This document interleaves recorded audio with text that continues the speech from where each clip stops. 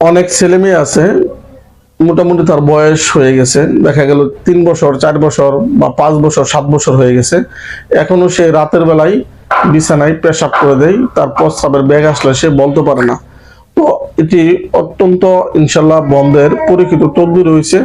এই তদবির দুটি যদি ইনশাল্লাহ ফলো করুন, আল্লাহর রহমতে ইনশাল্লাহ বাচ্চার বিছানায় পেশাব বন্ধ হয়ে যাবে।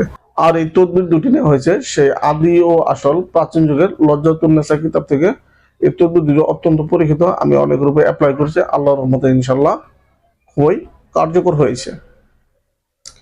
আপনারা মোবাইলের স্ক্রিনে দেখতে পাচ্ছেন বিছানায় প্রস্রাব বন্ধ করবার তদবির।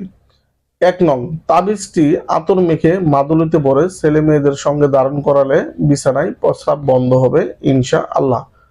অর্থাৎ আপনারা এখানে স্ক্রিনে যে নকশাটি দেখতে পেলেন, এই নকশাটি লিখিয়া আতর মেখে একটি মাদুলিতে করে বা তাবিজ রূপে বাচ্চা যদি ইনশাল্লাহ গলায় ধারণ করেন, ইনশাল্লাহ সেই বাচ্চার বিছানায় পেশাব করা বন্ধ হয়ে যাবে। 2 নং তদবির, আপনারা মোবাইলের স্ক্রিনে দেখতে পাচ্ছেন 2 নং তদবিরটি। নিম্নোক্ত তাবিজটি লিখে শিশুর বালিশের নিচে অথবা খাটের সাথে লটকিয়ে রাখিলে শিশু বিছানায় প্রস্রাব করিবে না।